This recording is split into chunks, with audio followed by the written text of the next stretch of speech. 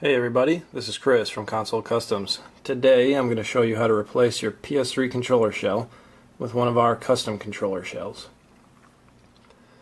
The first thing that you need to know is that this shell will not work with all PS3 controllers. If you look here on my left, this controller shell has a small piece in between the R1 and R2 triggers. This is an older shell, probably hasn't been made for about 3 years. And this replacement shell will not work with these controllers. You need one like the one on my right here, which has this bottom piece is all solid. Another way you can tell on some of these older controllers is if you look at the FCC ID. This one ends in CHZC01. So that C01, any of those shells, it's not going to work with. If you have a C1, it's also not going to work. On the one we're going to use today, get this in focus, the FCC ID, you can see it ends in C2. Any that end in C2, even if there's something after it, it will work with your controller. Just to show you another one, this is another newer one. Come into focus there is C2UA1. It will still work with this controller shell. Anything after that C2, it doesn't really matter. So as you can see here, we've got our replacement shell. This is a purple one. For the moment, we'll set that off to the side. We have all of our parts that come with it over there. We're going to take the shell we're replacing today. I've already taken all the screws out. There's 5 screws in here. To get the back off, you're going to need to pinch kind of right here in the middle. There's a little latch right on the bottom here. So if we pinch, pull that up, we can get that out. You can see there that little latch piece. So we'll set the back off to the side. We've got our battery. Underneath our battery, we've got one screw that we need to remove so we can get this whole board assembly out of here. So we'll just remove that.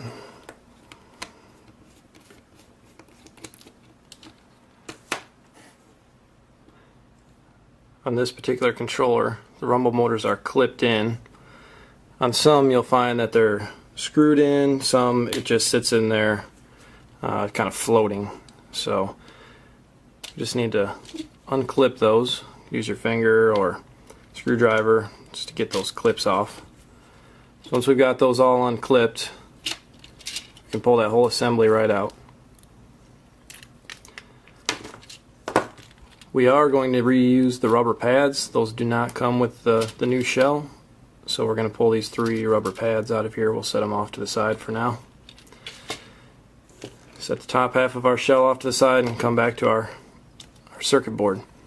So this circuit board assembly has 2 parts. You've got the main rigid circuit board and you have a flexible circuit board. We need to be very careful with this flexible circuit board. It's very fragile, so you want to try not to touch that too much. The next thing we're going to do is get our R2 triggers all set up. So we're going to pull off one of the old ones. Now I want to show you this here from the side. See if we can bring that up there. These have a little spring in them, and we need to put the new ones together the same way. So we're going to grab our new trigger parts. We've got the main trigger, this little white internal part, and the spring.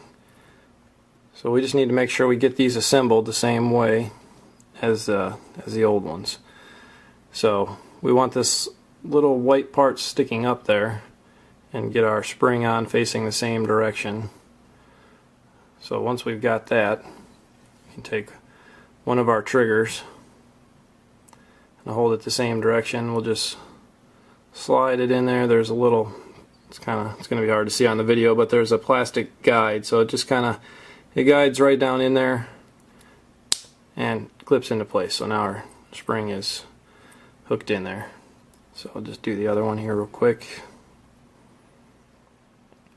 Make sure our spring is on there the right way.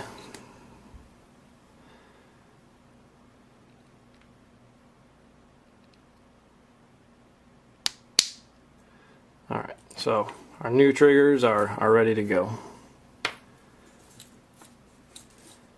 What we can actually do is we'll put those back on our circuit board. If we look at the spring, part of that is going to sit internally against that little rest there, if we can get that in focus. So that rests internally right there, and the other half is going to sit on this little plastic support. We'll just clip it in just like that. So if your triggers don't have bounce like that, like they should, then something went wrong when you put them together. Alright, so let's look at the rest of our pieces here. Let's look at our shell. We'll open that up. Normal, back half. Now as you see, this has this white support piece where the rumble motors normally are inside. We could use this, but then really that means we have to take off the flexible circuit board and everything else, and it's going to make the installation a lot more complicated. So we're not going to use that piece. Same thing over here. These white pieces are what normally supports the R2, R1 triggers.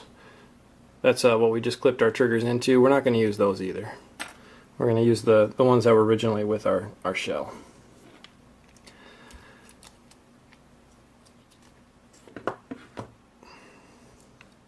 So now what we can do is just quickly put all of our buttons in here. I don't know what these buttons are, so this might take me a second. So you gotta find the right place for it to fit. Of course, it was the last one.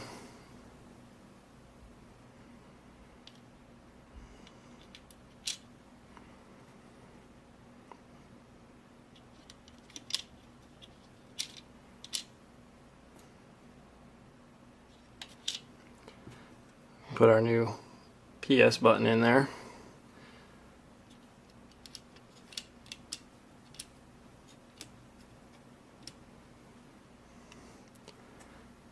And our D-pad. So now we can go ahead and put our rubber pads back in.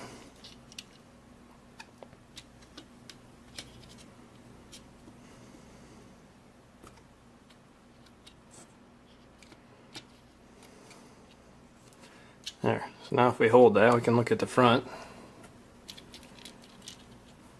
See what that's going to look like. Now the other thing is we need to install these little, I guess we'll call them light pipes. This is what gets the light for the player status lights to the front of the controller. So there's two pieces. Need that to come into focus there. Alright, there we go. So we can see that one side of it's got this little notch, so that's meant to go together like that inside the controller. If you put them in the opposite way, you're going to have a problem. They're not going to want to sit in there right. So this should always go towards the center, that extra little notch. These pieces are a little bit fragile, so we want to be careful with them, but they go right here. Kind of just slide into place where those light pipes kind of go into the holes in the front of the controller. And then it just kind of clips down in there. So now, turn that around and look at the front. You can see those two on the side there are sticking through. Put the other two in.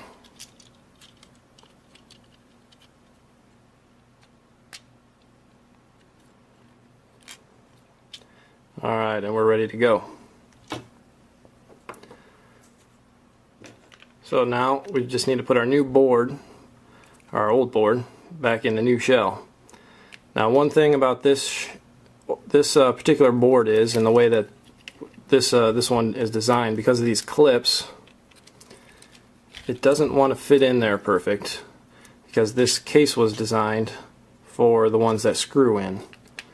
So like I said, we could pull everything off and stick it on this, but really that's a lot of work. So the easier thing to do, since this isn't going to fit down in there, everything will fit, but it won't fit around those screw holes in there. So all we need to do is get rid of these clips, and then it will get rid of these clips and it will fit in there. So we can either just snap it off like that. If you want to use some side cutters, you could cut that off. You may need to do that if there's a little bit of extra there that didn't break off. So we'll get rid of those real quick. Just using the side cutter so we make sure we have a clean installation.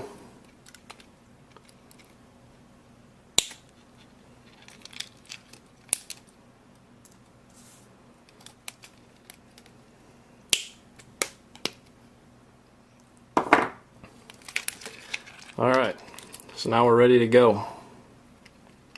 We can just set that down in there. Everything will kind of line up.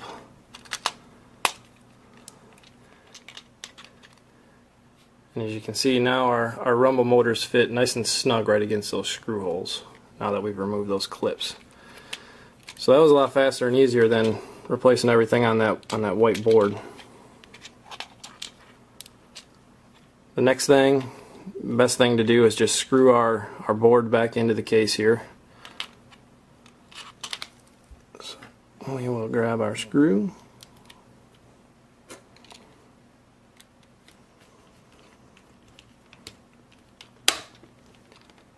Get that back in. Didn't quite have it in there right, but now it is. Alright. So now what we need to do is get our R1 buttons in there. So this little support piece here, it fits into a guide inside the top half of the shell, so it kind of slides up and down in there. Might take a little bit of work to get it in there, and if there's a little bit of paint overspray, it might be a little snug, but we want to get it into that guide. Don't push it all the way down, because then you could have a hard time getting the R1, L1 buttons in there. So we'll just get it so it's set right in there. Get our R1 in there, and then we'll push that down. So now our R1 is in there, actually L1.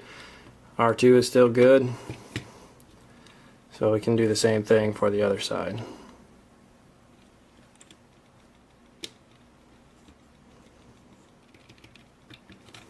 So now we've got all those buttons in there. Put our battery back on.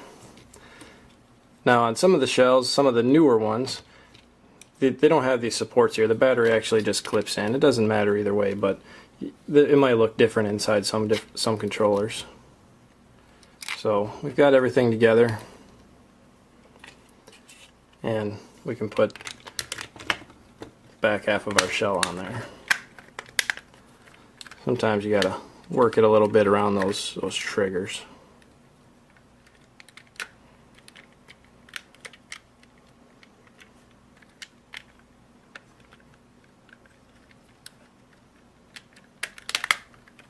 Alright, like that.